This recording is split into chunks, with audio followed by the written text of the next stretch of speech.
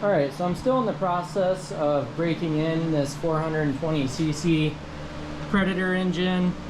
You're supposed to give it light duty for like 3 hours before you really start working it.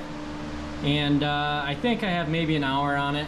I decided to buy one of these cheap hour meters.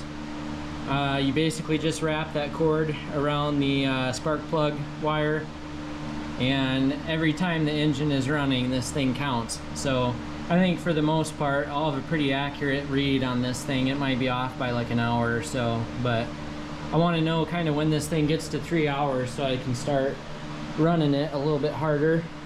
It's also really nice for maintenance intervals too. Like I'm probably gonna change this oil at about 10 hours just to kind of get any metal flakes out of the oil as part of the break-in process. So there's the spark plug wire. Super easy to get to, so this should be pretty easy to install. Got this online. It was under 20 bucks. Wire 4 centimeters from the end of the spark plug boot. This is kind of a weird spark plug boot, but it says within 4 centimeters, which a centimeter is close to 1/2 of an inch. So yeah, we'll be good. I'll just stick it right here.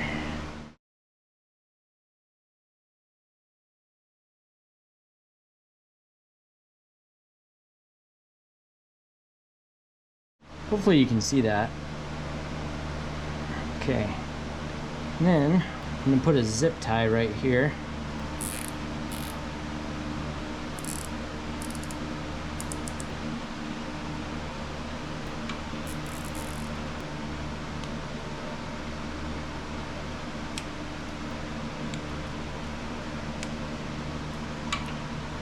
Yeah, I don't know, it's kind of goofy looking, but I think it'll stay.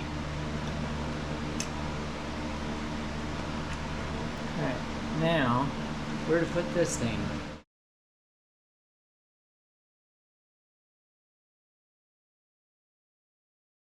I know this looks really tacky.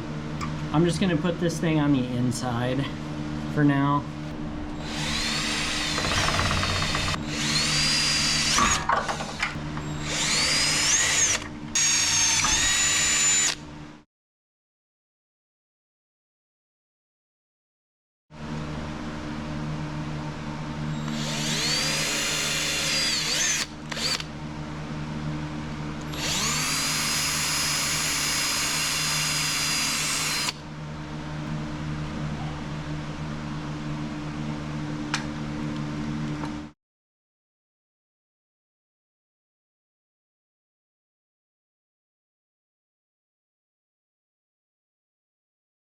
So I just stuck it right next to the battery, so yeah, I have to open the hood to look at that, but not important enough for me to drill holes in this thing to mount it up here. I really don't care about being able to see it all the time.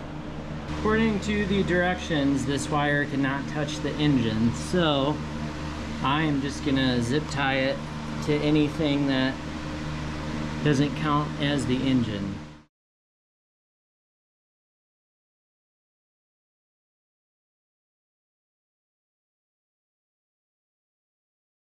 Alright, just like everything else I do, it looks absolutely ridiculous. Got my little light here, hopefully you can see, but I got it wrapped around as close to that spark plug boot as I could get it. Then it comes up over here, and that's where it's at. So, I know, it's goofy. I would say it's just temporary, but I'm probably never going to touch it again. Alright, so there's two things I need to do right now. One, I need to run this engine and watch this hour meter to make sure that it's working properly, which it may or may not, I don't know. And at the same time, I need to run this thing, and I kind of want to put it up on jack stands and then run the rear end. I want it to spin for a really long time because I feel like the fluid in the rear end is like not the right level, or it's not where it's supposed to be. because this thing makes some clunking noises that I really don't like. So I'm just hoping maybe I can work some fluid through it. I don't know. I have no idea. And you probably can't see that very well, but yeah, it leaks fluid, so it wouldn't be a bad idea to get this thing up in the air and just run this transmission for a while, and that would give me a good chance to see whether or not that hour meter's working.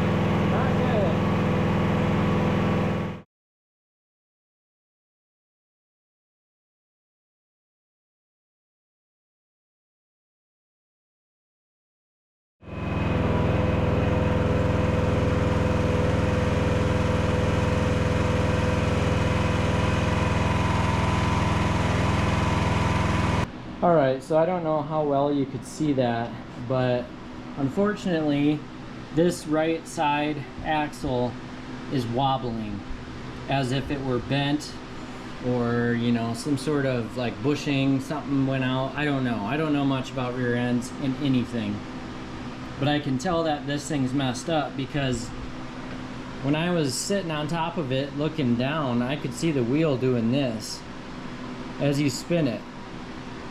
And so I double checked the lug nuts to make sure that I hadn't, you know, somehow like, you know, put the rim on there like crooked or something, which, you know, I didn't. So it's just the axle that's doing that. And that totally explains why the right side of this thing is always leaking fluid. Sometimes it does and sometimes it doesn't, and I bet you it's because of what, if I move this thing around, it's possible that, you know, certain part of the axle might stop where it won't leak oil, and then if I push it forward 5 feet, it might start leaking again because the axle moved, and maybe another part that's been a certain way is allowing oil to leak out. It would also explain why this thing makes a weird clunking noise. It goes forward and backwards fine, but if you're in high gear or you're kind of going at the top speed in the low gear and you like kind of slow down all of a sudden, you can hear a weird clanking noise. So now I've opened up Pandora's box. I don't know, this thing's a cool machine. I would really hate to further damage the rear end, so I think what I'm gonna do, I'm gonna stick the wheel back on, and I need to move this thing over because wherever I tear this rear end out at is pretty much where it's gonna sit until I get some used or new parts to kind of fix the rear end. So I need to move this thing over one way or another, and then I'm gonna take some pictures so I know where everything goes, and then I'm gonna start tearing this thing apart.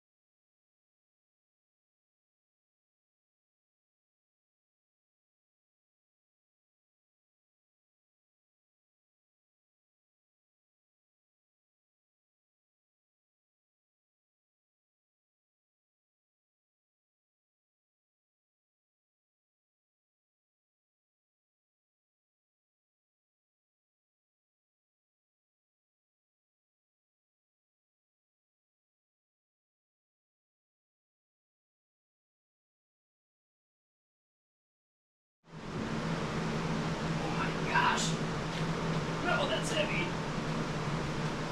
Holy smokes. Wow, that's heavy.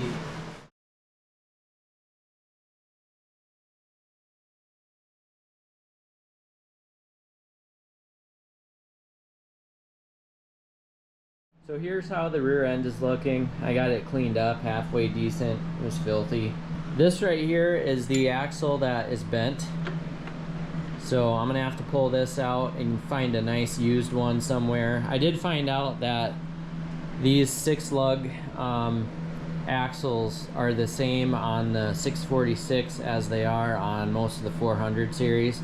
So like the 444, 446, 448, yada yada. So hopefully I can find one of these that's in good shape and then put that back in here.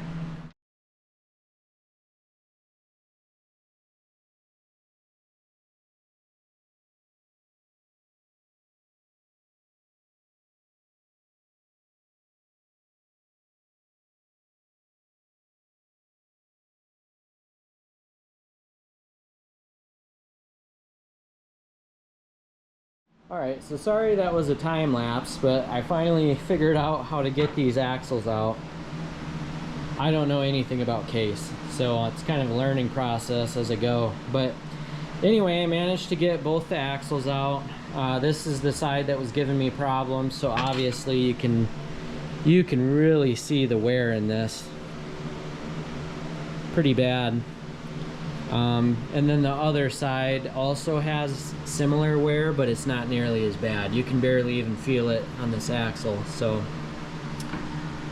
but my guess is what happened is I think the seals on the housing here for the axles, I think they failed at some point and it leaked a bunch of oil out, and then I think, you know, someone ran this machine long enough with no oil in this part of the housing that it just allowed the steel to wear on each other. So it's worn really bad right here, and it's worn really bad right in here. Yeah, see, this other side's fine. It's pretty smooth. This side here, you can kind of even see it. It's bad. So, and I can kind of confirm that it was probably low on oil, because when I took this drain plug out and added to it, that's when all my problems with the leaky axle begin. So I bet you for a long time this thing was low enough on oil that it wasn't even going in to lubricate the axles. So I already found 2 axles on eBay, so I'm probably gonna get those ordered and then order the seal kit. I'll do both axles at the same time, both seals at the same time.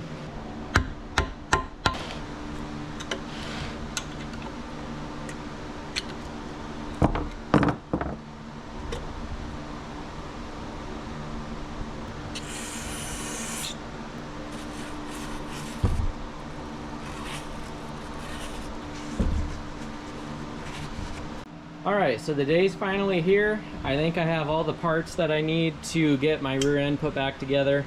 I got this kit here. This is a rear end kit for the early 646 model. So it came with the inserts for inside the rear end, inners and outers, and then 2 axle seals, and then a gasket here for the top cover that goes over the rear end. At first, I pretty much only needed this piece right here, and I could not find a single one for sale anywhere. So I thought, you know, if I'm gonna have this rear end out, just do the whole thing at once. So I ordered this kit from Case Ingersoll Tractors Northeast. They're on YouTube, they have their own website, and they're pretty active on different Facebook stuff. So check them out, they're great. So I bought this whole set here. I also bought a set of used axles on eBay, and I believe these axles are actually for a 400 series case and not specifically for the case 646. I did read somewhere though that they're supposed to be compatible, so I'm really hoping that's true. These axles are in pretty good shape compared to mine. So I guess what I'm going to do here is I'm going to put the 2 inner sleeves in there. At this time, I am not going to pound out the outside ones because they're fine. Or at least they seem fine. I mean, I really hate to fix something that's not broken, especially if I have a hard time getting these out. So, but I'm gonna start with the 2 inside ones. So anyway, I don't know really what I'm doing, so I'm kind of just winging it. So let's just get to it.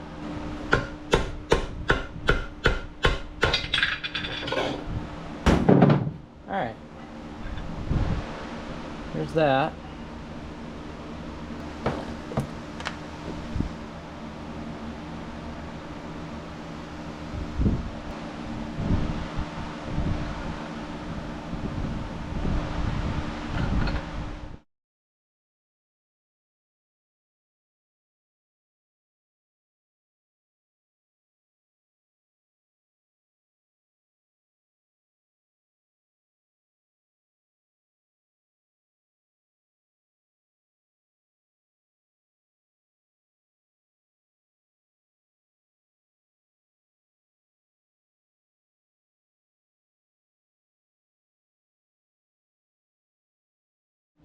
It is so much better. It is just perfect. There's no slop in this at all. I mean, it's just sideways motion, next to none, up and down motion, pretty much none. Since I put, you know, good axles and a new insert in there, it's nice. It was kind of a pain getting these axles to go through the differential here, but I got them. Kind of freaked me out for a second. I thought maybe the axles were too short, but you really got to move the gear around and push these things to get that spline to go through. So now I'm going to put these little clippy deals in there, and these are going to hold these axles in so they won't be able to go out. This is the brake doohickey. There's a snap ring inside of this gear, and you can see where that ring goes. So you insert it, and then this gear kind of holds it in place. And the way I removed this gear is I basically just pounded this out. Can't get this in there. Obviously that little keyway is in there, otherwise the gear wouldn't be moving with it.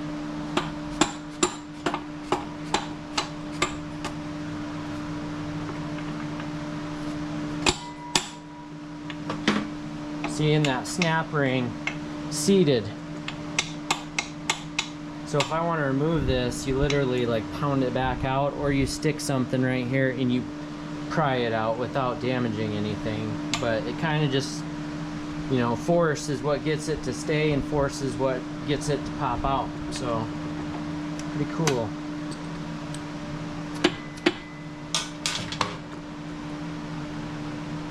Okay, one's in. Almost.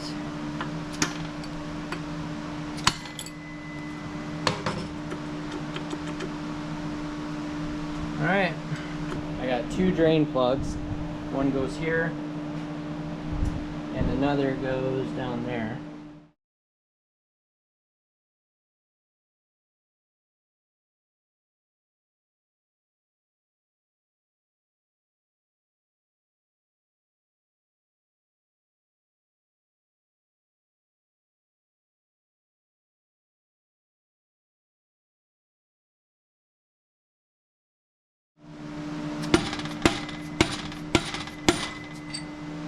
So I'm pretty happy with the rear end. It's pretty much put together now. So I'm going to be putting this back into the tractor. It's probably going to take me a while, so I'm going to time lapse, but it's going to be kind of a pain hoisting this thing up underneath of the machine and getting everything to bolt up. This here is that top cover, and this is the gasket that came with my kit.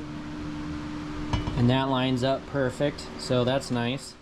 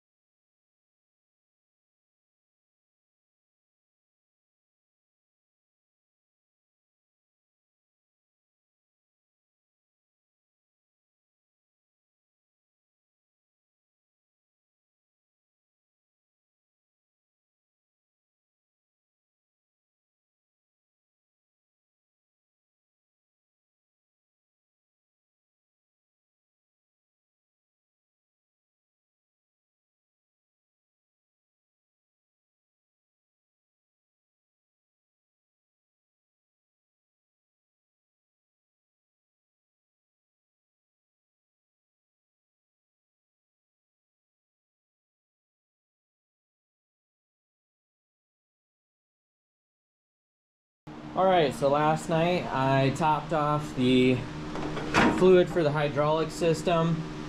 It still needs more, but I wanted to check overnight and make sure there were no leaks coming from anywhere, which there's not.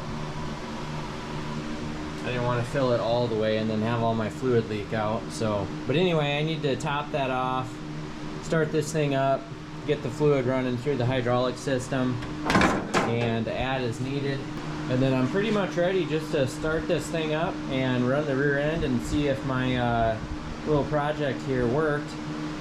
As of this morning, neither side of the axle housing is leaking, so that's a really good sign. I also left it on jack stands so then I can you know, get some fluid running through it without actually having to drive this thing around. So anyway, let's get this started and see if the rear end's any better.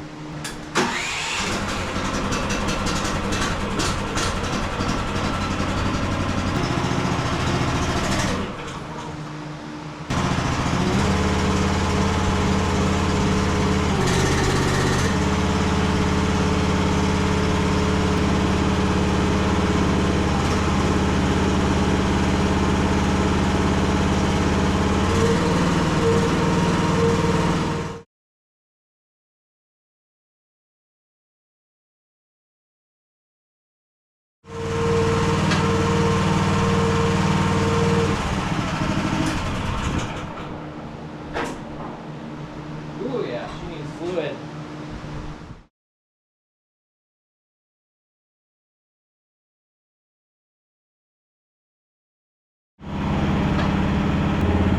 Look how nice this wheel is now. Nice and straight, no wobble. Not grinding, not bouncing around, not moving. Nice and tight, and it's moving good and straight.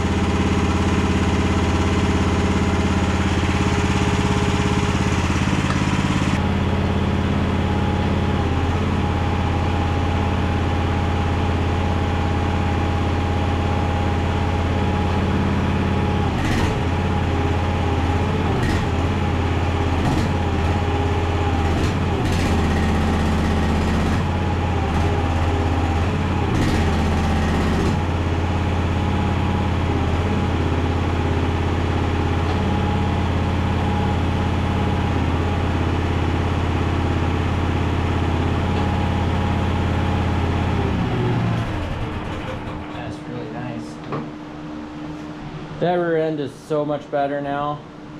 Even though it kind of sucked finding that, and it was a lot of work to take this out and do all that, it's so much better now. It's good. It's really good. This again. Oh yeah, I need more.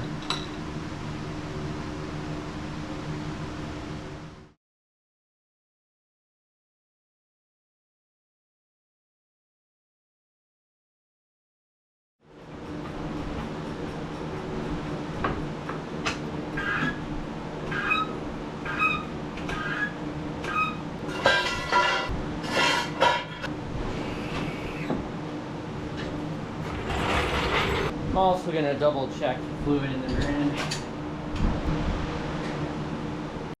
I use some more.